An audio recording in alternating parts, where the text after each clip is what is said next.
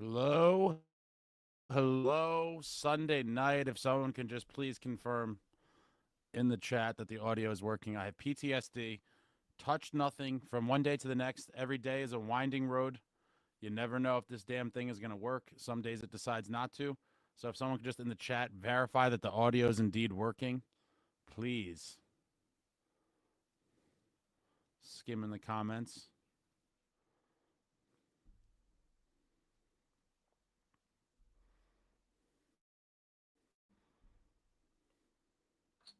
Tonight's not a win or lose situation, but Sunday night, we booze. Cheers to all my Devils fans. Um, I'm still alive, guys. I'm still alive. I did mention on I guess the previous live I was doing, at some point I mentioned I was likely not going to be doing a live after last night's Tampa game. And I guess a lot of people missed it. And so some of you thought I was dearly departed. And so shout out to those of you that sent me the well-wishing messages that thought something happened. Nothing happened to me. I did not die. I just was at the home of the enemy, if you will, the home of the New York Rangers, Madison Square Garden last night for UFC 309. I'll get into that a little bit in a minute, but yeah, didn't die. I'm still here, but thanks to those of you that were sending emails or messages checking up on me. I am fine. Just took the night off. First game I've missed in quite some time, actually. And I looked at the game recap and saw the highlights, and I did not miss much. Unfortunately, the New Jersey Devils fell to the Tampa Bay Lightning, failing to sweep the state of Florida trip, losing 4-0. Vasilevsky looked like, from the clips I saw, that he was on top of his game.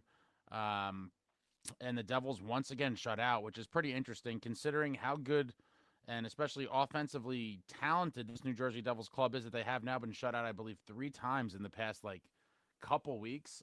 It's somewhat troubling. I think it'll be fine. But, Vasilevsky, an all-world goaltender, obviously. And so on some nights that's going to happen. But I feel much better about being shut out by Vasilevsky than Mackenzie Blackwood. But cheers to all the Devils fans. A stinker to close out, definitely. But on the bright side, they were not pummeled despite the score. It was 1-0 in the third. Devils still in the game. That's all you really want to see, is that it is competitive for the most part, and they're not getting trounced in the game. The 4-0 score, not really of how close the game was, in my opinion, from what I've seen. But neither here nor there. They still lose. But on the bright side, your New Jersey Devils are still 5-2 in the last 7 games. I mean, 5-2 is pretty damn good over 7. I would take 5-2 every 7 games. Obviously, without thinking about it, that would put you in a very solid playoff position. Were they able to replicate that success? And they have 4 very big games heading into Turkey Day. I've been saying for a while now, Thanksgiving was kind of the first checkpoint for me to kind of reflect on the season thus far, where I think they're going to go. And now, today was day 1 of 4 full days off, in terms of games anyway. You're going to have practice and stuff, but 4 full days off before they host the Carolina Hurricanes on Thursday. And I'm hoping these, days off and practice days really kind of get them to regroup, because the Canes at home is going to be a war. Obviously, the Canes have given us trouble for quite some time now. I've hated the Canes for years. I told you guys, even going back to the 2002 playoffs, a year after the Devils went to the finals and lost in Game 7 to the Avalanche. The following year, they get bounced in the first round by the Hurricanes. That is when my hatred for them really started. And then my hatred for them really, took a turn for the highest level of hatred after that 2009 Game 7 playoff collapse at home at the Rock, which saw the Devils squander a late 1-goal lead, where the Canes tied the game and scored the go-ahead goal all within about a minute or so in the final 2 minutes of the game, leaving the players, fans stunned. And that was kind of the birth of my ultimate hatred for the Hurricanes. But they've had our number for quite some time now, and it's time for some payback. Hopefully, the Devils find a way on Thursday to start playing better on home on home ice, which we all know has been a problem, as well as play better against the Canes. I expect that to definitely be physical test, where the Canes are going to come out and play hard. The Devils need to respond, and we need to get a win now. Coming off that loss against the Lightning, 4 big games after the Canes game. That's on Thursday. Saturday, back on the road in D.C. to play the Caps, who have been kind of, I would say, surprising. I don't expect them to be this good all year, but damn, man. Ovechkin got the group fired up. They're looking to make the playoffs after that pathetic playoff, outing against the Rangers last year. It was pretty sad. And then Devils wrapping up with 2 games at home on Monday, the 25th, against the Predator, who are uh, just in a complete disastrous place after a successful, or at least a seemingly successful, free agency period by Barry Trotz, which saw them land Stamkos and Marchessault. Somehow they're terrible, and he's been already talking about potential rebuild. I mean, it's kind of crazy. And early November talking about rebuilding after you were a playoff team last year, and then you go out and get 2 of the biggest free agents. But that's the reality of this league. Nothing's guaranteed, and the Predators might be sellers sooner than later. And then finally, Wednesday, the night before Thanksgiving, hosting the Blues. Another very winnable game on home ice. Hopefully, the New Jersey Devils find a way to, I'm hoping, go 3-1 on this stretch. It's just so hard to, to predict what you're going to get out of the team overall. In the past few weeks, I feel that most of us are a bit, being that they have strung some wins together. We have seen them be competitive in games they lost, but in these 4 games, I would love to go 3-1. And you're looking at that Predators and Blues game, and you're thinking those are 2 of the easier ones to win. And so, if we could get a split between the Carolina game at home and the Caps game on the road, you win one of those and lose one. You're 1-1 there. And then if you could close out with two wins at home against teams that aren't so great, it would be great to go 3-1 heading into Thanksgiving. And we will see. We will see how this 4-game stretch goes before the big turkey day. But I'm optimistic that they will find a way to at least win. Do you think they will win 3 of them? I do think they will win 3 of them. Real quickly, off topic, Friday night was a big cash grab / spectacle. We saw Jake Paul fighting a 58-year-old Mike Tyson. Sad cash grab. The event went off pretty much exactly as I predicted. Tyson not doing much, getting paid a lot of money. Jake Paul doing enough to win and getting paid even more money. And that led into Saturday night. The cause of my absence, UFC 309 live from Madison Square Garden, in which John Bones Jones defends the heavyweight strap against a very old Stipe Miocic, who has been in years. Stipe looked better than I thought he would. Honestly, I thought John was going to finish him very early. It took till the 3rd round, but a very interesting event to be at. I think it was historic. I'm a big John Bones Jones guy. And so for any of you that are into UFC, I highly recommend going to one live if you can. I've been to a bunch of them, and it's always electric. Last night, no different. Johnny Bones Jones with the big stoppage with the body kick. And now let's see what you guys are talking about. Amagi, what's up, man? Ace has risen the depths of hell or from the Rock's concession stand. So funny that you mentioned the concession stands. I forgot to talk about this. Obviously, at the Garden last night for the fights, I was like, let me test out some of their food. Always got to try the arena food, right? And so what did I get? 2 of the biggest staples going, a hot dog and a cheeseburger. And I will say both were incrementally better than anything I've ever had at the Rock from a paid concession stand. Now, in some of the suites and things at the Rock, the food is, in my opinion, exponentially better than the concourse offerings. But I had a hot dog, which was exactly, it's hard to mess up a hot dog, but somehow the Rock finds a way to do that in the regular concession stands. And then I had a cheeseburger that I will say, not even on an arena scale, it was a very good cheeseburger, period. I would even put it up against, burgers I've had from real places. There's always a difference of a scale, for arena expectations versus a regular restaurant or wherever you're going.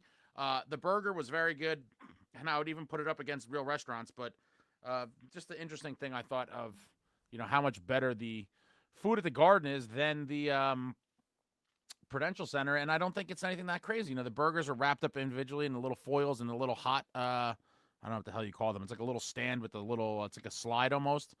Very good. I don't think it's that hard to do. Hopefully the Prudential Center gets their stuff together because the food, we all know what it is. It's been not so great. Jay Snow, at least the fights were good last night. I think it was a little underwhelming, honestly. Bo Nickel, I thought, was disappointment. Pretty much got booed out of the building. The Oliveira Chandler fight was and then John got the finish, but that overall I would say very mediocre in terms of the performances, but it is what it is. You're not going to see spectacular knockouts every time. Main event was a sparring match for John. Stipe had a couple moments there where you thought we thought we might be witnessing a massive upset. I mean, maybe Jones was kind of feeling him out more than he should ever, being ultra cautious, knowing that he was light years better than him. But he found his opening and landed that kick right to the midsection, and oh my God, Stipe went down immediately. I knew it was a wrap, and then Johnny came over and just hit him with a couple of the obligatory overhand smashes before the ref gets in there and had to stop it. Bo Nickel fight was super boring. Yeah, he was getting booed, man. I don't know how audible it was on television. The arena, it was one of the loudest boos I've ever heard at a martial arts event, and I've been to a million. I mean, he was getting booed relentlessly. I think it's just because he's one of those guys that everyone knew the promotion and Dana White was kind of trying to fast track, and it was just a very lackluster performance. I think a lot of people go there wanting to see finishes, boring, and he got booed mercilessly, mercilessly. UFC is kind of a joke nowadays. Hit or miss. Sailed the seven seas. Gotta love sailing the seven seas for your content. Did you attend the event? No, I wish. Jay Snow, you're not kidding. Tickets are mad bread every time at MSG. Super expensive, and especially a fight like that. Very, very expensive. Devils were playing like absolute dog-ish. So I fights. Yeah, I was getting the alerts on my phone, and I was like, damn. It felt not being able to see what was going on and seeing the updates on the phone. I was like, well, I guess I picked or I didn't pick, but I guess the schedule dictated if I had to miss a game, a shutout loss is definitely one you'd rather not see. I listened to Chico during the game, didn't pay too much attention. I love Chico. I think we briefly talked about it on the last live that I would love to see Chico back on TV in some capacity, even if it's not every or an ongoing thing. Just once in a while, let him get on there and do a little segment or two or a little cameo. Chico, one of the most knowledgeable guys around the sport, has been around forever. Always tells great stories. Always has great insight. I always enjoy talking to Chico. I usually talk to him a couple times throughout different things while I run into him and just kind of try to get a little bit of his expertise or insight into a specific topic. But Chico, definitely the man. I enjoy listening to him as well. They should bring him back. I wasn't even going to watch the fights, and I put on YouTube, and some nut job was doing play-by-play of the Chandler fight. Decided to find a stream. It was a brutal hockey game. I'm not joking. The Devils had two high-danger chances, and I don't think one of them was 5v5. I saw on the replay, it looked like Jack Hughes in the first period had a pretty good in-tight chance that got stuffed. And, it is what it is. Vasilevsky, man, he is a very, very good, and I will never, a lot of people thought Tampa were going to be on the severe decline. I can never count them out. They just have so many guys that have been there before, and Vasilevsky is an absolute monster. It's not about them losing. It's the way they lost getting shut out again, where they create zero offense, 3 shutouts in 20 games, and I wouldn't consider any of them getting goalied.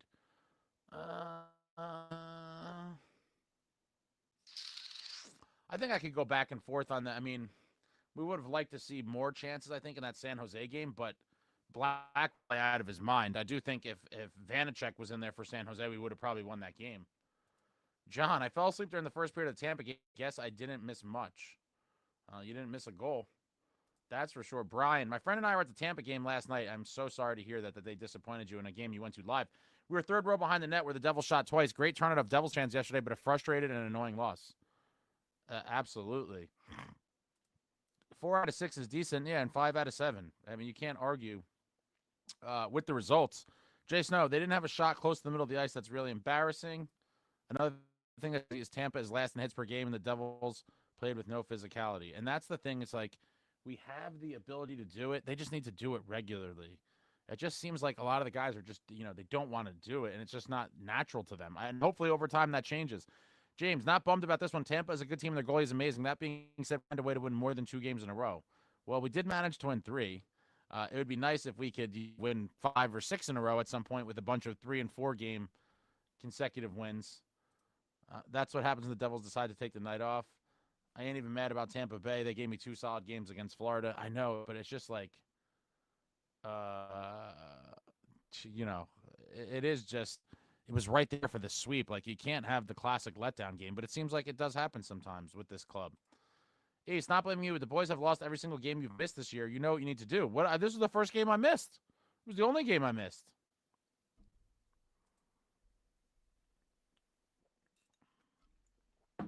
Tampa block shots like crazy, brutal. Tampa has our number. And so far this year, it seems like they do. Markstrom was terrible on the goals he allowed. I hear him talk about it after the game. All the goals has a ridiculous low chance of going in. It does seem like he's given up some, like, somewhat soft goals from outside. I obviously saw all the goals today, and a couple of them you look like, are those really great shots that should be beating a good goalie? But I don't know. Looks like he got screened on the first one. Yeah, but that's part of it too. I can't exceed, but in the end, right? What I boil it down to is it was 1-0 in the third period. You could dissect all these plays all you want, and the reality is the Devils did not get a single goal for him, and so whether he gave up 1 or 65 goals, the Devils got shut out, and it almost doesn't matter. It's kind of frustrating when that happens. Markstrom played really well in that game in Calgary, returning home, looking for a big win against his former team, and the offense disappeared on him, and a loss. That was a painful one on that Western Canada road trip. Vasilevsky's on a mission again. Wouldn't be shocked if Tampa goes on another deep run. You could feel even better about the Devils' 2 wins against us since we beat the Jets 5-0. No, Florida's a great team, man. I wasn't one of these people like, oh, maybe, the Woodsons or whoever is trying to discredit the Panthers, really downplay 2 huge Devils wins in Sunrise. The Panthers are going to be in the playoffs no matter what. I fully expect them to make another deep playoff run. I think the Devils just kind of caught them and, outplayed them in those 2 games. Enough in the first one that I think they got outplayed overall, but capitalized on their chances and held it down when it mattered. The first one was a weird one. He looked like he didn't even see it. Sometimes that, it is frustrating because Markstrom looks phenomenal a lot of times and makes crazy saves. And then there's other times where you're like, what the hell was that? It seems like a very stoppable shot gets in. But a lot of Flames fans said you're going to get some inconsistency from Markstrom. Hopefully he finds a way to kind of tighten that up and just play great every night. But again, I hate to say it, goalies, and I'm not going to name who, but I've talked to a ton now of current and former players over the past 3-4 months that when it comes to goaltending, most of them are on the your main guy should get strings of games and play and get in a groove. And I did not like the decision, regardless of the outcome, of putting Jake Allen in that second Panthers game because you're Markstrom sitting out and then you throw him back in for Tampa. He should have played all 3 games, and I will die on that hill. Markstrom should have played all 3 games in Florida, and I believe if he did, may have seen a different scenario. Who knows? Again, Devils get shut out in Tampa, but I do think Markstrom needs to get in a rhythm, and he's not. Every time he plays a couple games, it's like, here's a forced Jake Allen start. I'm not a fan of it, and I expect to see it probably all the way up until the playoffs. Beachmaster, why are they not good at home? Yeah, your guess is as good as mine, man. I have no idea. I think that's the multi-million-dollar question is why does this team perform much better on the road than they do at the Rock? And it's been the case for a while now, and I don't know. That's something I think Keefe or Fitzgerald or the leadership group on the team has to figure out. But to keep, playing poorly on home ice in front of your paying customers is not a good look for the team. It's really not. And come playoff time, home ice is everything. You want to play well at home. New York Devils podcast. Hi, it's me from the store. What's up, Nick? I met Nick and his father today. Shout out to you guys at the Brendan Dillon signing, actually. Brendan Dillon was doing an autograph signing at Sports Minded Unlimited in New Jersey. Shout out to Emily, the store owner there. I've known her since I was a kid, and she was an even littler kid. Great store in New Jersey. Great resource for all Devils merchandise, apparel.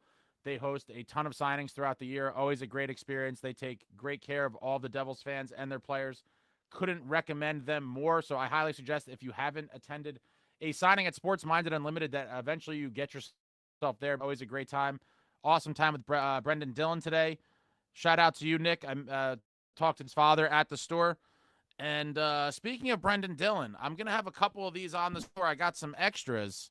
a bunch of different photos, but here you see Brendan with that fight in the Global Series against Tuck after he leveled Petrarca. And if you look, it's hard for me to get this on the camera, but we do have the inscription there. The official credo of the 24-25 New Jersey Devils: edgier, more violent. Brendan Dillon is one of the faces of this movement. And I'll just show you a couple more of these. If anyone is interested in any of these before I put them on the site, feel free to shoot me an email. But a bunch of these will be going on probably tomorrow. I got some 8x10s, some 11x14s. But, oh, what a great shot there. Him, Fisher. And then here's an 11x14. Look at this, huh?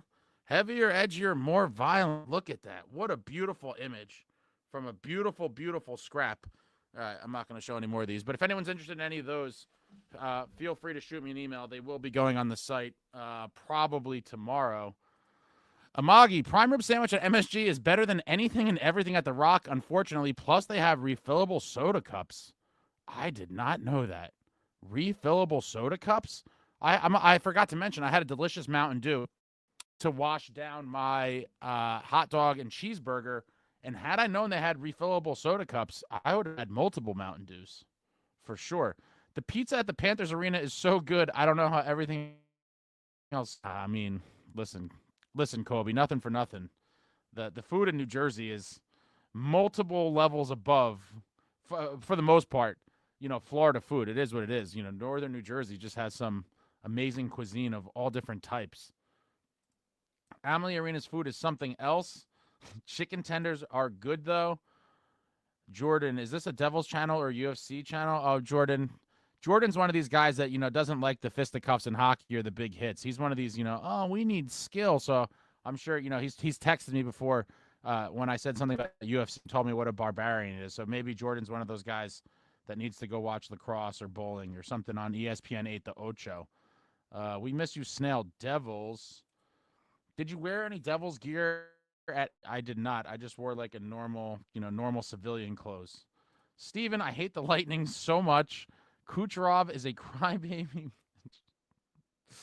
Kucherov is so good, though. And another guy that's, going to be, I'm sure, in the Hart conversation again this year. It's looking like he's going to have a boatload of points come the end of the year. And it's crazy how good he's become.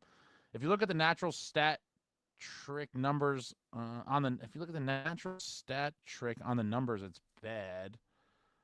Mercer needs to get his eye checked or practice his shot accuracy. Also move Halla down and Tatar back up. Ooh, that's, I don't know how I feel about that. What's going on here? Just something, a little hiccup. Mercer has not been a top 6 guy. I mean, listen, he's had trouble finishing, but Mercer has been a part of a ton of hustle plays. I'd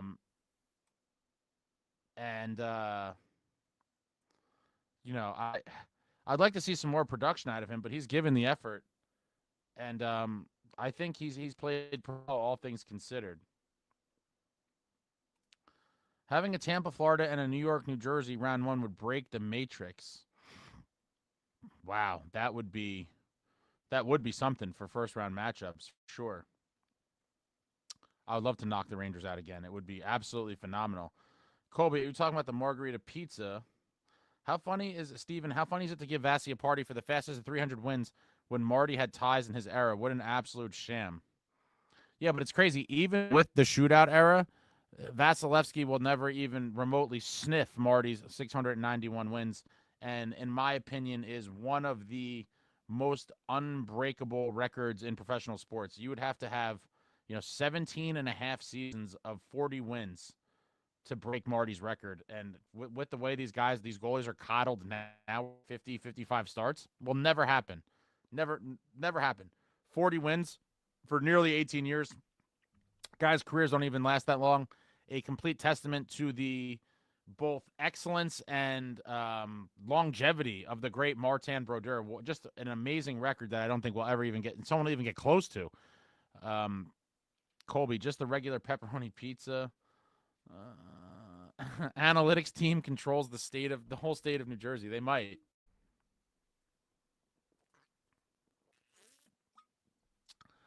Traveling Devil, I threw away the margarita pizza the F bite. Was it that bad? I'd still eat bad pizza, especially, $20 for it at the arena. I think Allen is better than Markstrom. I mean, I don't. I mean, It's not a. Based on the stats and the games that they've played thus far this year. I mean, it's not.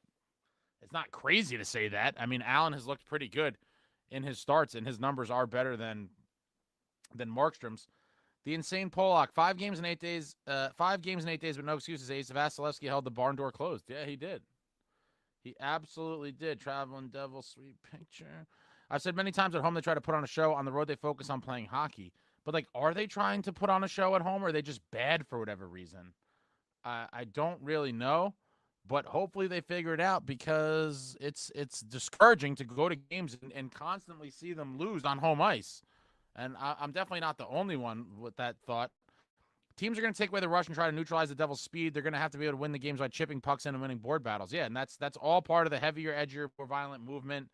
Get in on the forecheck, win puck battles, get in the dirty areas, get in the corner, grind it out, and make stuff happen. And hopefully they continue to aspect of the game, because, like you said, most teams that are looking to win the game are going to say, that's how we have to beat this club. That is clearly the playbook on how to beat the Devils, is neutralize the speed, clog up the middle, and force them to play that, dump and chase, grind it out kind of game. And while the Devils have, shown the ability to win in those games, it definitely doesn't look near as comfortable as they do in the pond hockey shootout variety games. So that's going to be something I think they're going to have to continually work on throughout the season. Andy, that picture is dope. Did you ask them to write heavier? Yeah, I asked Brendan to write heavier, edgier, more violent. He got a kick out of it. But Brendan Dillon, a super nice guy, a complete throwback hockey player, the last of a dying breed. This guy's a shot blocking, hit throwing, absolute animal. Love Brendan Dillon. Talked to him for kind of a while today because he was signing a whole photos here. But absolutely great guy. Great guy on and off the ice. Colby, there's always naturally much less pressure on the road. Well, they're going to need to pretend that they're on the road than at home, because for whatever reason, they're just junk at home. Yeah, you pay a little extra and you get a New York Rangers souvenir cup that's refillable. I got it when I went to the preseason game and drank like 8 Pepsi Zeros while I was there. Can you keep it down? I'm trying to watch the Grey Cup. Is that CFL? I think the Grey Cup, is that CFL? I don't even know. Amagi, my only complaint about MSG was that it was ice cold. I swear Sub-Zero from Mortal Kombat was sitting on the Trace Bridge with me like, what the hell? Oh, you're talking about the temperature in the arena? I will take ice cold over hot any day. Any day. Random man, where'd you get that Bud Ice sign? I don't know. I got this forever ago. Yeah, it's one of my favorite pieces. It's a Stanley Cup neon. Beautiful piece. Need a 4C. I agree with you entirely. I forgot to mention that Dowling got sent back to Utica, so I'm curious what that means for, I guess, the next game, what the lineup is going to be. But Dowling is going back to Utica. He will not be the 4C for now. Very curious to see how that shakes out. Ryan the man. Devils have been shut out 3 times this season. This has to stop. It is entirely too much. They're basically on pace to get shut out almost 12 times, which is psychotic. Completely psychotic. Antonina, why are the Caps nasty? Because they're a big, heavy team and they play a heavy brand of hockey. And maybe they're re-energized by the Ovechkin, chasing down Gretzky's goal record. But it's crazy that, that they've played at this level for nearly a quarter of the season for them now. Frank, they make the extra pass at home on the road. They dump pucks towards the net. Caps are pissing me off. Wait, insane Pollock. By the way, most of us, the ones that didn't know you went to the UFC fight, thought you retired or took a break because of the mic issues the other night. Yeah, super annoying. It's a software thing. It's not the actual microphone itself, because I have no problems recording videos, and I recorded a game recap video that night. It's an issue with the connectivity to the streaming software, and that's a whole nother thing for another day. But it's super annoying. Retirement might be imminent. Who knows? Colby, I was hoping the 22-23 fall off for the Caps was permanent, but clearly not. We knew it wasn't going to be our night when Jack's backhander went over the crossbar. Carberry is the difference, looks like. I think Brett Pesce is good, but Casey would help the team more right now. But I don't think Brett should go to the AHL. Should be in the locker room sometimes. Brett's not going anywhere, my man. He's not going to put up a lot of points, but he's a very good defender. I love Casey, but I just don't think, unless there's injuries, I don't think he's going to knock anybody out of the lineup because of play. Um, but if there's injuries, I do think he could be one of the first guys kind of in the mix. But we'll find out. I don't really know what the plan for him for sure is for now to be in Utica, continue to develop. Um, yeah, but I'm a huge Seamus Casey fan. I think he's going to be amazing for the Devils. I just think his time is not going to come until next year. And it's an unfortunate scenario for him just because of how much depth the Devils have on defense. But that's also a credit to Fitzgerald for being able to stock the cupboard, um, for the Devils on defense. How much was the ticket for UFC? I think it was like something. It was a pretty good seat. It was under face value. The problem is that the face values are so high from UFC, right? So it's like you can't get them for super cheap, but we definitely paid well under face value. I think we bought the tickets at around, I want to say it was like around 10 o'clock or so. We were at a bar across from the Garden just hanging out. Had no interest in seeing most of the fights outside of the last three, and we ended up seeing like the last 4 or 5.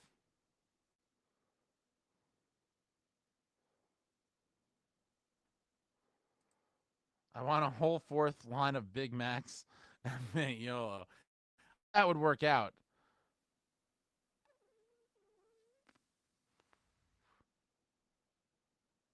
Um, I don't know how that would work out, but I do love McDermott. I just don't know if you could have a whole fourth line comprised of him. But I'm very curious what they got in the works because Dowling was sent down. So you're going to see somebody else entering the fourth line on Thursday for the Devils Hurricanes game. Very curious to see what's the plan here.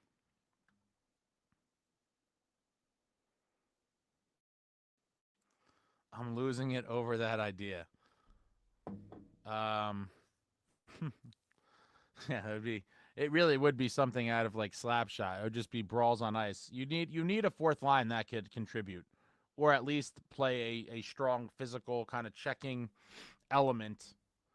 I don't see how you can have a whole fourth line of McDermott's, but it'd be certainly interesting.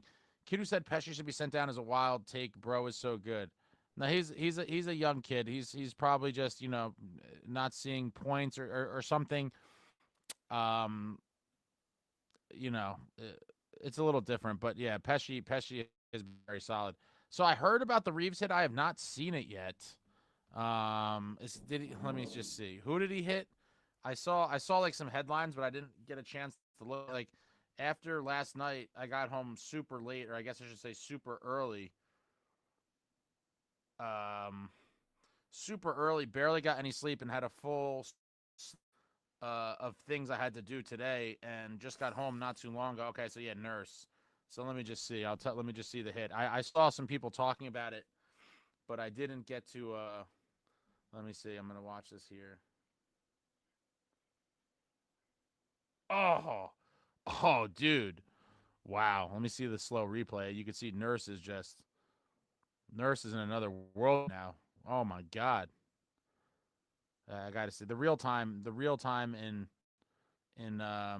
oh my god, blood on the visor. What a visual. Holy. Wow. I mean, my first reaction is Edmonton is a bunch of punks. No one did shit. Wow. I mean, I got to see the replay. So now they're just showing like, everyone on the bench acting like the guy died. Um, McDavid's complaining, but I want to see the replay. But it definitely looked like headhunting, but it happened very quick in real time. So I have to see how this all went down.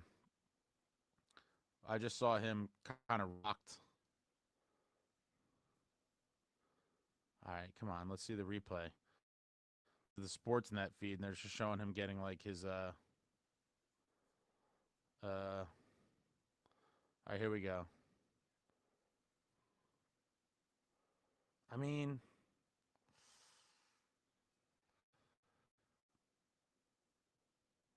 show me a different angle.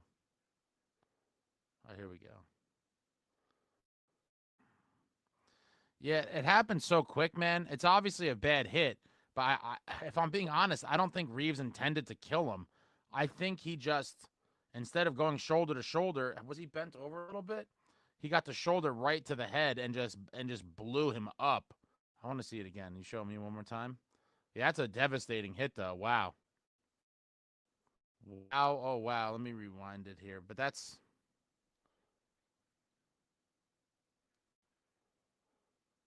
a serious hit, man. Wow.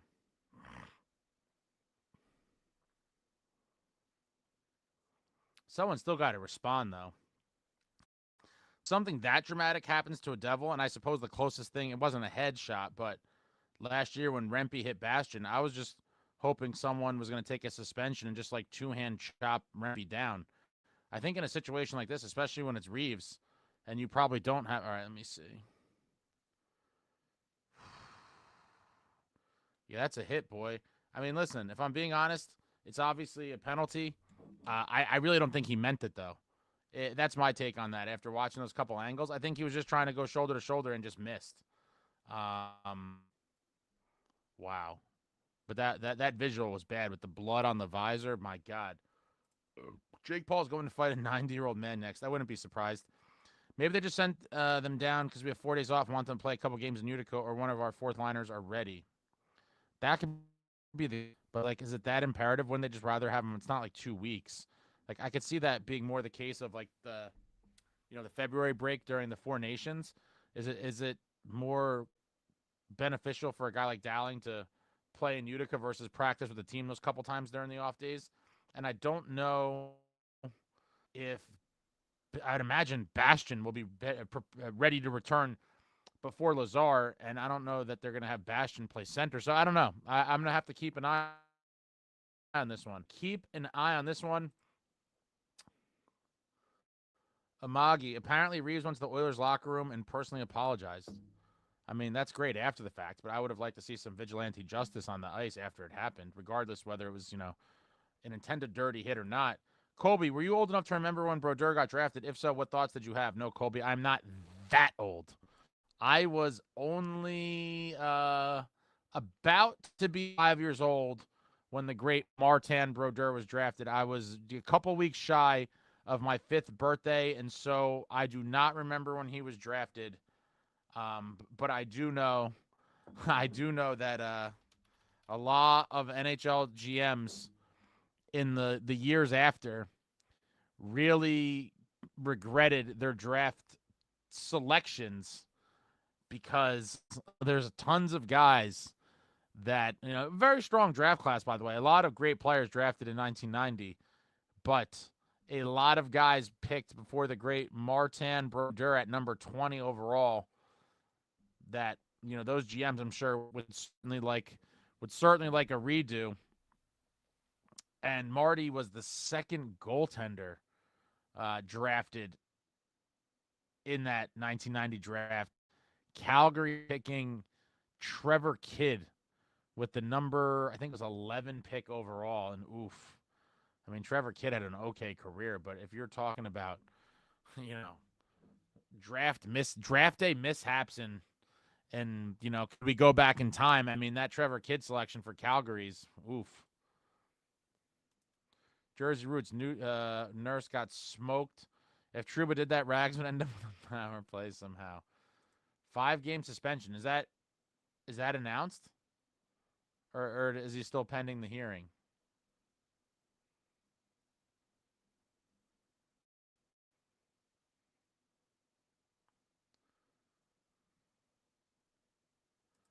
Maybe Bastion is ready to come back.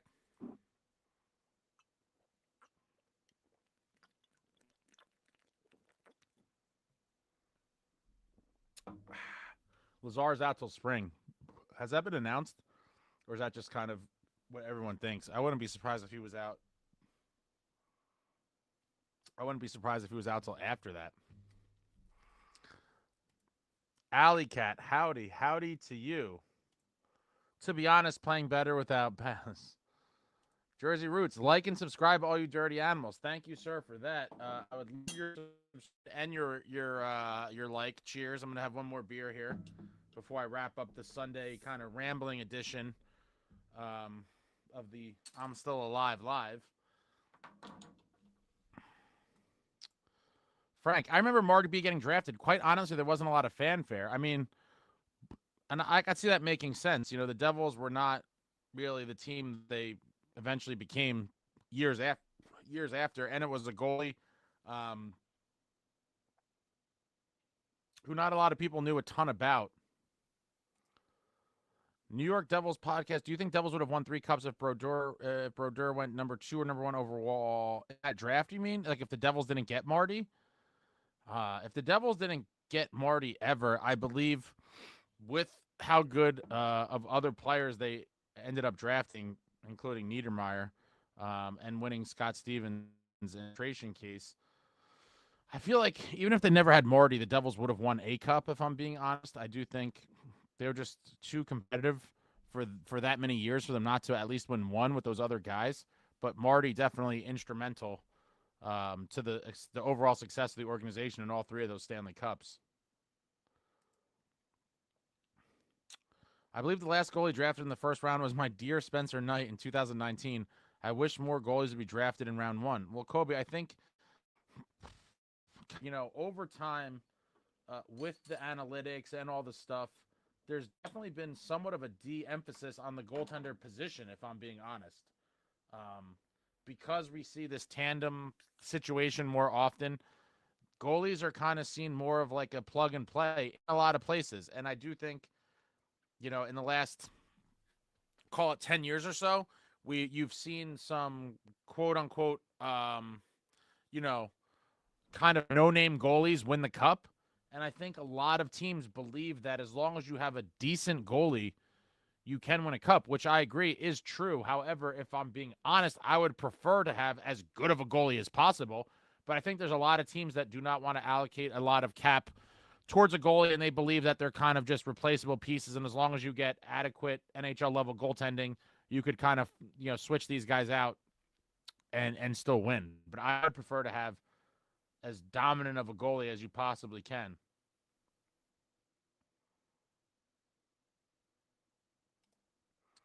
He played for St. Hyacinthe in the Quebec, the Lasers in the Q.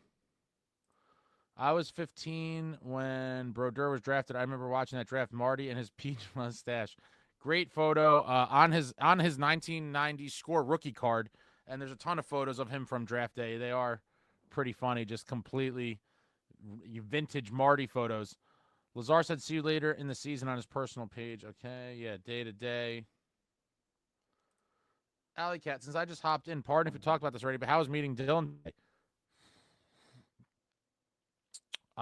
Brendan Dillon is the absolute man.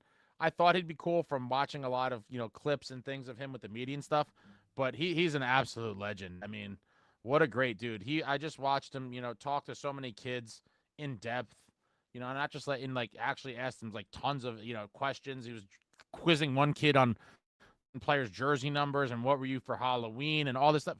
Very engaging, very friendly, very personable dude. Most hockey guys are great, but Brendan Dillon would be in the top, the top 1% of even hockey guys. Absolutely phenomenal dude. Really nice, and it was great talking to him because, like I said, I did get a bunch of stuff signed for those of you that aren't in the area, and we got the official heavier, edgier, more violent inscription on all these bad boys, because I told him that he was one of the faces of the heavier, edgier, more violent movement, and great dude. Did not arrange a sit down with Dillon. I went to a public signing that he was at. I was getting a bunch of things signed, and as a result of me getting a ton of things signed and him being a super friendly dude, we just had a casual conversation about a lot of different things involving hockey. And he's a really, really nice guy, and he answered all the questions I asked him and didn't really pull any punches. Some of them would be considered probably somewhat controversial, but really cool guy. I couldn't have asked for any more from the interaction with him. Really nice guy. Yeah, good point. Look at Vegas, no name and win the chip. Yeah, and a lot of teams, when the Blackhawks won years ago, they had Antti Niemi. He wasn't like some beater goaltender. And you just look, there's been teams that have done it where, the goalie was not this stud in net. It was just kind of a plug and play situation. And a lot of teams, I think, started to kind of operate in that manner that goalies are not I don't know if you want to call it focus, but that they don't need to have a top tier goalie to win the cup, and they don't. But again, I would always prefer to have one. You'd rather have one.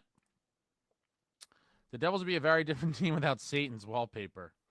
Yeah, Satan's wallpaper was a beast back there. He acted like a third defenseman, got to pucks that got dumped in, fired up, passes either straight up the ice or along the wall to defensemen or even forwards in some cases, and negated a lot of opportunities for other teams with his puck handling, and that's why they put the trapezoid in place to neutralize Marty. I love the insane difference between the attendant at the sign today and the guy on the ice. I felt nervous saying hi, but he was so chill. It is funny, like he doesn't have the look of the assassin that he is on the ice, right? He's like this like clean cut, like big, like bubbly, smiley guy, but then you get on the ice and he'll kill you. And it is pretty funny to see the very vast difference between off the ice Brendan Dillon and on the ice Brendan Dillon. Dillon is a beast. He has a giant neck. I think it'd be great if the Devils played an exhibition game at Arena Martin Brodeur in Montreal. That would be awesome. I can never see it happening, but it'd be awesome. I actually went there this winter. And I did record a bunch of stuff. I don't know if I'll ever release it because this was like, I don't know, maybe 9 months ago. And I don't, it was mostly, maybe I will still do that. I planned on doing a video and I recorded tons of stuff there. Really cool place. I wanted to go there forever. And finally made it to Montreal. It was I think it was this February. And I recorded a bunch of different things, at the arena and outside. That just jogged my memory. Maybe I will around to doing something with all that. I met Dylan when he was playing in Winnipeg. He was so nice and a down-to-earth kind of guy. Well, Marty B, he's still that same guy. Very nice dude. Very, very pleasant. One of the nicest players I've met, and I've met tons. Luke Hughes or Scott Niedermayer? Skills.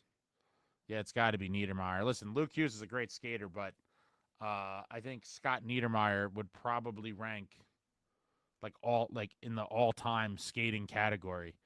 But that's no knock to Luke. I mean, Luke's a great skater, but Scott Niedermayer was just a different world of pretty much everything, really. Scotty was a beast. Scotty all day. Release it. I have to put it together, John. I don't really know exactly. Yeah, I'll eventually get around to it. It was pretty cool, though. Like, I filmed outside, and then I was walking around looking at all of the cool kind of memorabilia in the arena.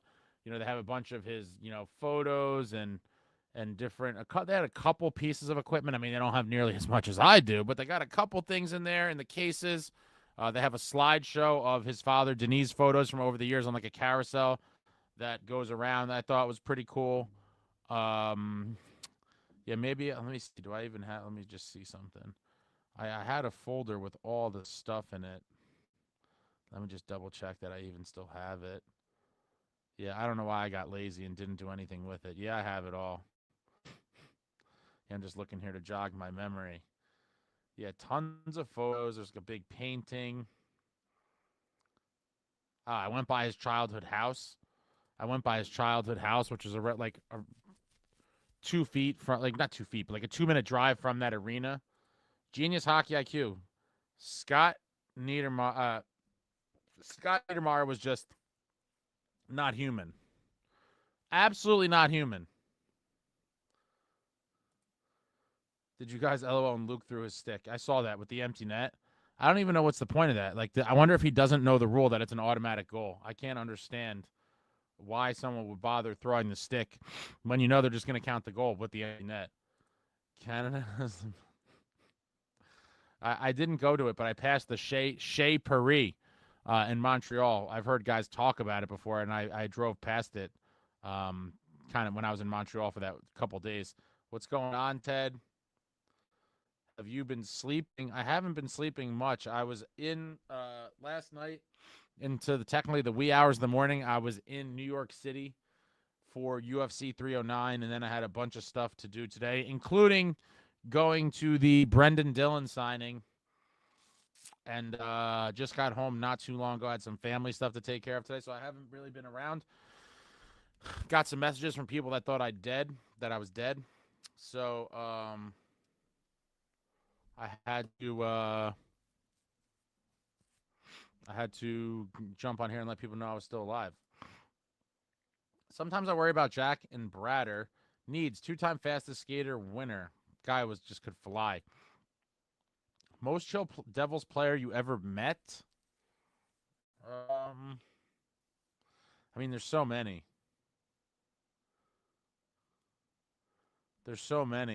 I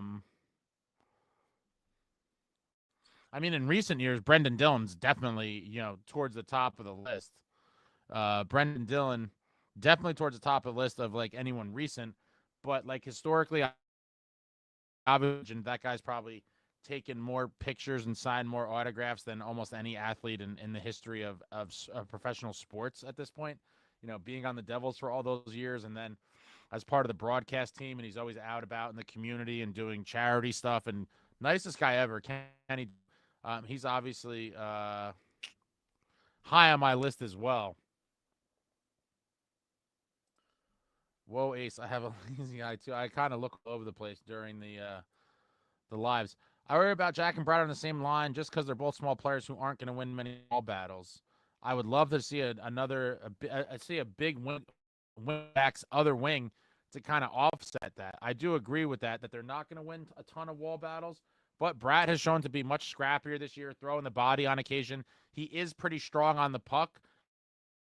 See a big kind of scoring, a little bit of a mean streak winger for the other side with Jack and Brad, and I hope that's a piece that Fitzy gets at the trade deadline or sooner if possible. I mean, that's, I think, the biggest missing piece at the moment, in my opinion. Did you play hockey as a kid, Ace? I played roller hockey forever since I was very small up until I was, young 20s. Now I'm just an old man, and I occasionally will go out there and mess around, and I'll play a little bit, like a little ice on the pond. I'm nowhere near as good at ice skating as I am on a roller, but once in the winter when it freezes, I like to go mess around. I don't even want Bastion back. Oh boy, Allie, I feel like I saw you or passed you at the signing, half asleep all morning. It's definitely possible. I was there for a while. I was letting people cut me because I had a ton of stuff. I didn't want to make them wait behind me because I knew it was going to take a while, and I talk a lot, and a lot of times it encourages people to talk, which makes it take even longer. And Brendan Dillon loves to chat on his own accord. And so the combination of all the photos I had with me being a chatterbox and Brendan being a chatterbox, I was talking to him for a while, so I didn't want to get people stuck behind me. Bro takes one day off and everyone thinks he's dead. I don't know about everyone, but at least a few people. Jeff Friesen at NYDP. Love Jeff Friesen. I'm not sure what NYDP is. Brad is good on the boards. Yeah, Brad in the battles is pretty strong on the puck.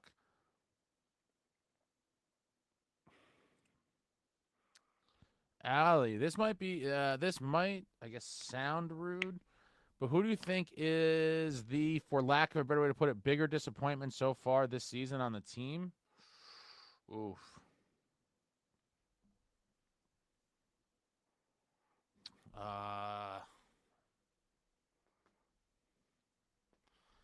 I got to think about that.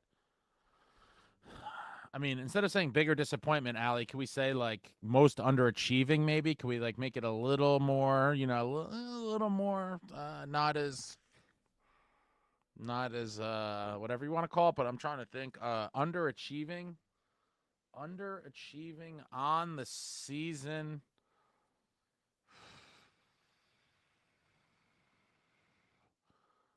Underachieving. I know a lot of people are throwing Dougie out there. I think that's an easy one to pick on, but in the end, it's hard for me to pick Dougie because he's still generating. He was never supposed to be a defensive stalwart, guys. Let's be real.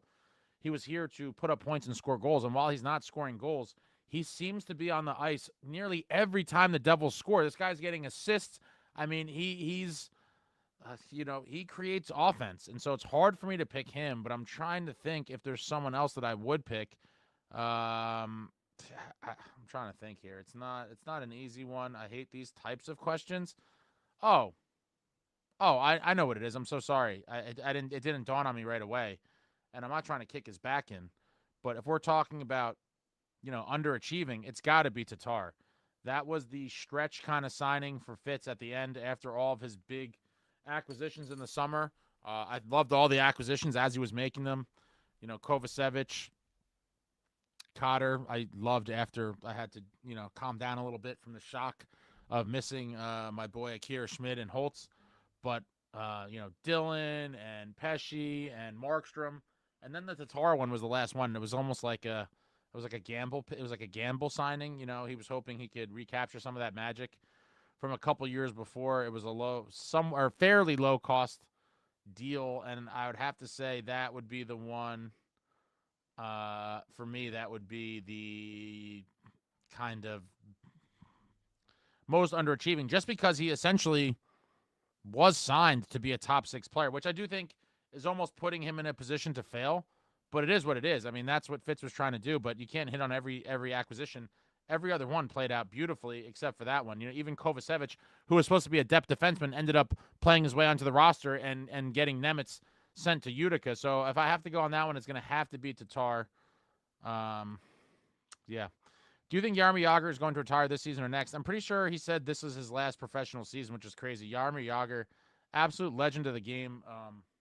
I freaked out when the Devils got him, even though he was an old man. I mean, Jaromir Jagr, just a living legend of the game. I loved watching him when I was a kid. I had Jagr sticks and things, his coho equipment, and so to see him as a Devil was a phenomenal kind of nostalgia moment. And I actually believe that one season he led the Devils in points as like maybe it wasn't quite 40. Let me see something here. Let me just check something out.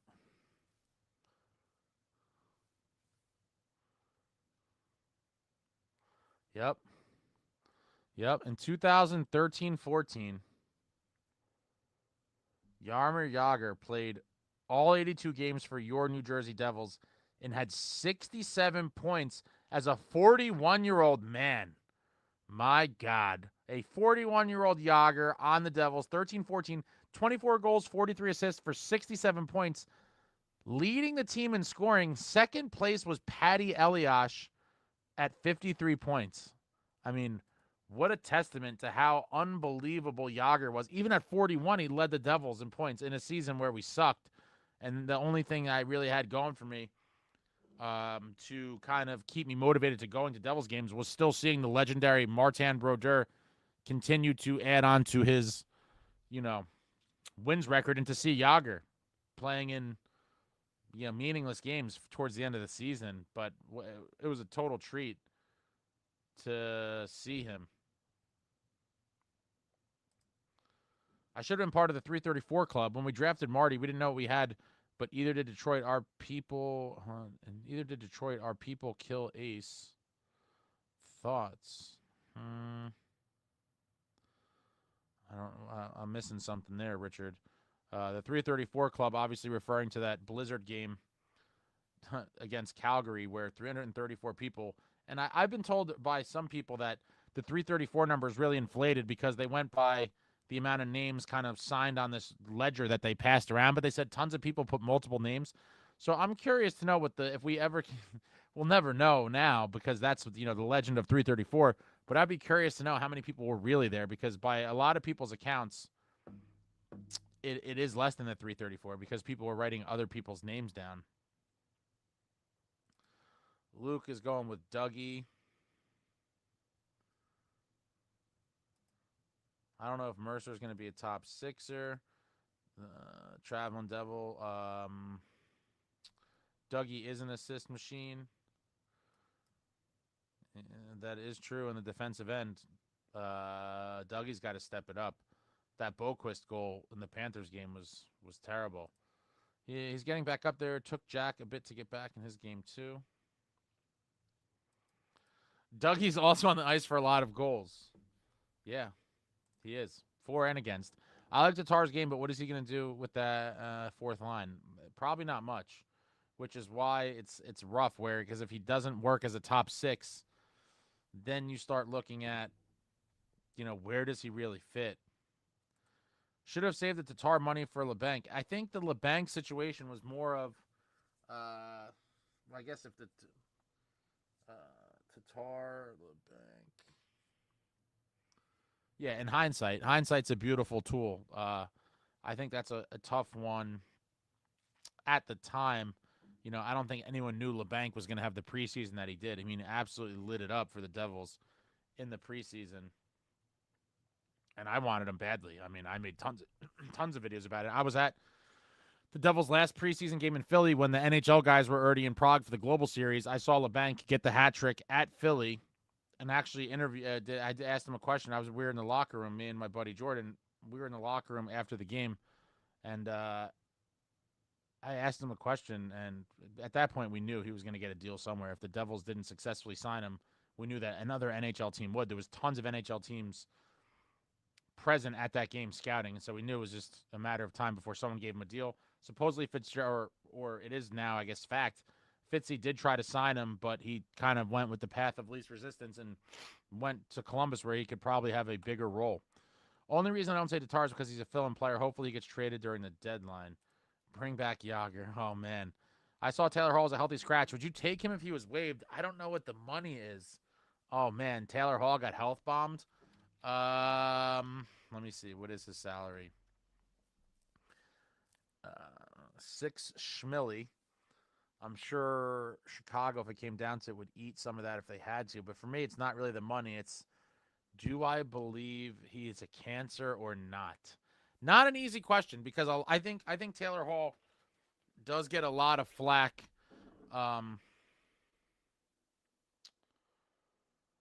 For a lot, but and I was kind of mad at him with that whole thing when, they got booed on the power play and he kind of cried about it in the media. And then the next game he scored a goal and he put his hand to his ear. And a lot of, childish stuff. I mean, that was a while ago. I think he's probably, matured to some extent since then. But you cannot downplay his contributions as a New Jersey Devil. I mean, my God, that 17-18 season, he dragged the Devils to the playoffs. A team that would have never made it without him. He led the team, I think, with 91 points or something like that. And the next closest was, I think Nico with 53. It was a huge disparity. There was no one anywhere even near him in points. He just played his ass off, dragged us to the playoffs before we kind of met that Tampa Bay juggernaut, and got dispatched quickly. But, they would have never made it if it wasn't for him. I do think his best years are behind him, and because he's never won, if he had won a cup or something, I don't know. I think I would not want to see him back. I do think his best days are behind him, and because of how it all ended, I think I take a pass. Let me just see. I mean, yeah, wow. Yeah, that year that he won the Heart of the Devils, he had 39 goals. And then 18-19, before he got traded, he had 11 goals in 33 games. He's still over a point a game guy, though. 11 goals, 26 assists for 37 points with the Devils in 33 games. Oh, wait, was he injured? That's right. 19-20 was the year he got traded. Okay. Still almost a point a game. 6 goals, 19 assists for 25 points in 30 games. And then his numbers just kind of keep dipping. Played pretty decent for the Bees. Yeah, I don't know. At his age, he's 33. I think I'm out on him. I don't know. I think I'm out on him. I don't think I could do it. Have you heard any rumors yet about who will be the Ring of Honor inductee? Oh, man. I've been meaning to try to see if I could press anywhere for information on this. I wouldn't be surprised if the team doesn't even know who it is yet. I mean, wow. That is true. What are they waiting for to put that out? That's in January, right? I thought about that the other day. I'm like, when are they going to announce it? Yeah, my God, it's 2 months away. Yeah, what are you waiting for to announce it is right. 2 months away. It's time to tell us who it is. I'm thinking it's going to be Lamarillo or Jacques Lemaire. I could be wrong, but that was just kind of my first impression. No way, Snow Hall is a dopey diva. If he's being healthy scratched, why would we take him if they waive him? Any specific guys you want to go after at the deadline? Um, yeah, I think that's going to really depend on what teams are sellers. But if we're just dreaming out loud, um,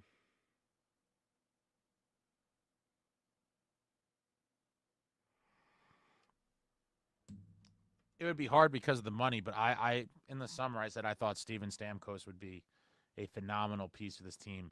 He gets paid way too much. I mean, not way too much money, but it'd be hard for the Devils to make a deal work unless Dougie was going the other way, which I don't see happening. But just to dream a little bit outside of somewhat reality, I would love Stammer for this team, um, for the playoffs. I think a line of ideally, I would like a big physical winger that could score in theory for Jack and Bratt, but I would take Stammer because he is definitely way scrappier than people give him credit for. I think a line of Jack, Stamkos, and Bratt would be absolutely lethal. Absolutely lethal. I don't know, again, if the money could ever work. He makes a ton of money. Would love to see it. And then obviously the complete pipe dream going back to last year where I got roasted. Absolutely roasted by probably hundreds of people. The Ottawa Senators fans being the most sensitive fan base in all of pro sports. I simply made a couple videos, or maybe more than a couple, pointing out all of the reasons why it made perfect sense for their captain, Brady Tkachuk, to come to the New Jersey Devils and to just give you a kind of Cliff Notes summarization of it. Tom Fitzgerald is Brady Tkachuk's cousin. Brady Tkachuk's wife is from New Jersey. And Brady Tkachuk is super close with the Hughes family, and he said, quote unquote, he loves them like his own family. Fitz is his cousin. In-laws are from Jersey. Tight with the Hughes brothers. Seemed to make sense. Stuck on what seems to be a sinking ship in Ottawa. Hasn't played in a playoff game. He's on the ice watching his brother win the cup. You'd like to think that, or he's even said he wants to win a cup. And so at some point, you have to believe he will tell the Ottawa Senators, I've stuck it out. I've been a loyal soldier, and now it is time for me to go on to greener pastures to try to capture the Stanley Cup. It's never happening here. He does have a no-move clause that kicks in on July 1. And if somehow the Ottawa Senators are out of the playoff picture come deadline time, I do think the Ottawa Senators at least start listening to offers on him, because once that no move kicks in, they're a bit handcuffed. And Brady would have a say in where he ultimately ends up, and that could hurt the value they could get for him.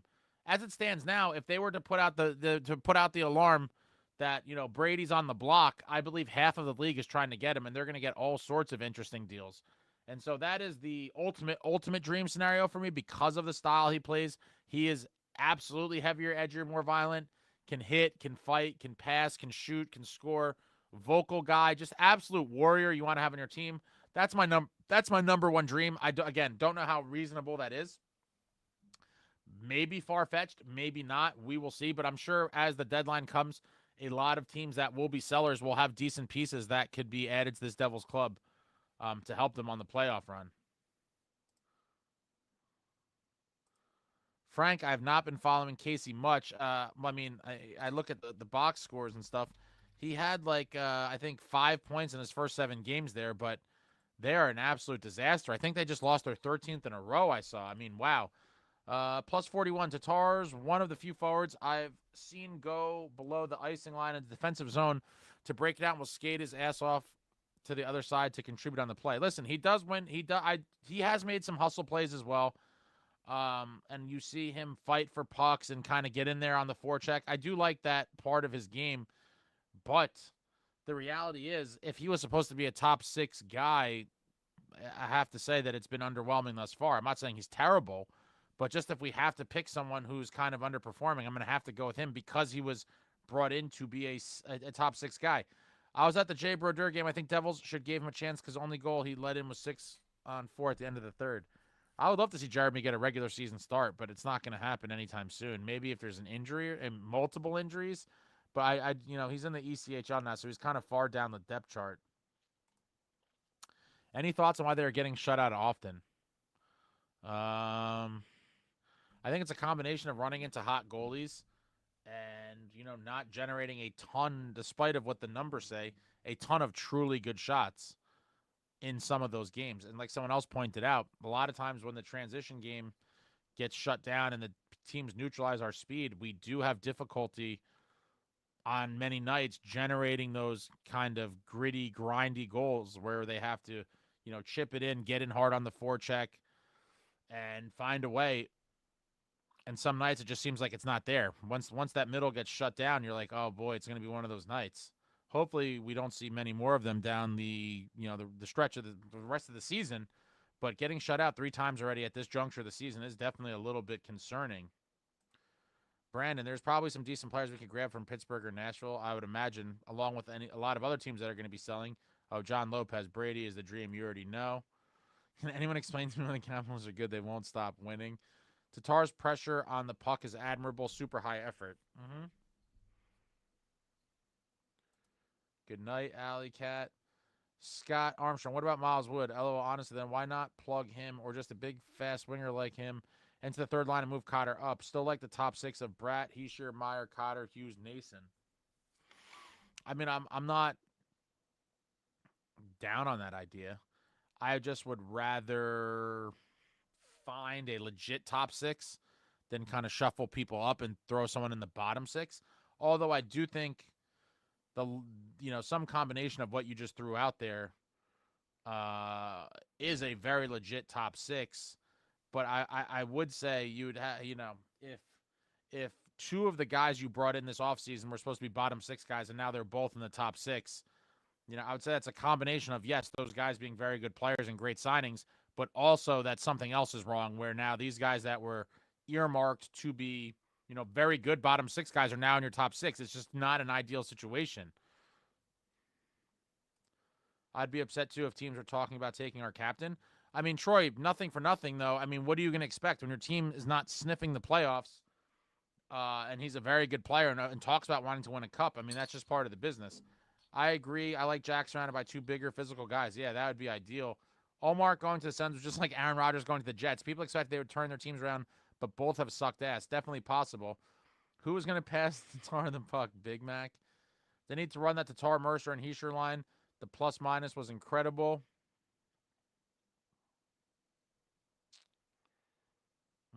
I don't know how I feel about that. It's not the goalies the Devils need to adjust. It's not the goalies the Devils need to adjust their game. You can feel it on those nights. Yeah, and sometimes they do seem one-dimensional, and then in other games you see them score goals a whole bunch of ways. So I think it's all just kind of filed under the umbrella of consistency and consistency kind of woes. You never know what you're going to get, but again, the last time the Devils were really out of a game was that Tampa Bay game.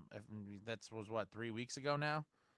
Despite losing to them last night ugly, they were in the game 1-0 in the third, so that's not like a dominant performance or the Devils getting dominated. At some point, Ottawa will have to tear it down if they're not winning. Completely agree there as well. I mean, what are you going to do?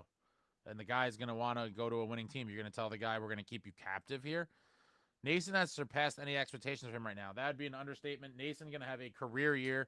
Guy is an absolute throwback, as is Cotter. They just smash people, score goals, pass. Love, love, love to see it. But all right, that's it, guys. 9:30. I got stuff to do. Cheers to all my Devils fans.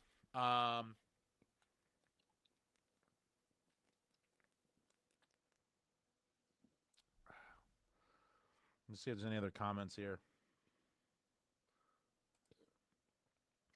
Jay Snow, Ace, that's what's frustrating. You see them play against a big, heavy team like Florida, and last night they came out so soft and generated nothing. Consistency is still a problem. Yeah, that's the thing. Is how does Keefe get them to play warfare, wartime hockey every single game for 60 minutes? If and when that happens, they're going to be dangerous. I still believe they're going to be dangerous overall because as long as you play that game more times than not, you're still going to be a good team. But to truly be a great team, you need to be able to do it pretty regularly. And hopefully they're on their way to doing that. And it's still, again, 21 or 20, whatever, how many games it is in the Sheldon Keefe era here. And Rome wasn't built in a day, guys. But I expect this Devils team to improve as the season goes on. And we'll see how it goes. We'll see how it goes. Thank you all for joining. I'll probably have a bunch of videos coming out before the next game, like looking at the next 4. I have some other things planned. I have a couple interesting clips, I think, from Dillon today when he was signing, and I was talking to him. Nothing crazy, but maybe a couple minutes worth of that. I have the big project I've been working on for a while, working on the edit. I think that might be keep your eyes peeled. There might be a very interesting Thanksgiving morning premiere. Thanksgiving morning of Turkey Day. I might be dropping something real nice. But you guys enjoy the rest of your Sunday night. I'll be back soon and often. Thank you for watching. And that's it. Like, comment, subscribe, and all that jazz. Until next time, friends, let's go Devils.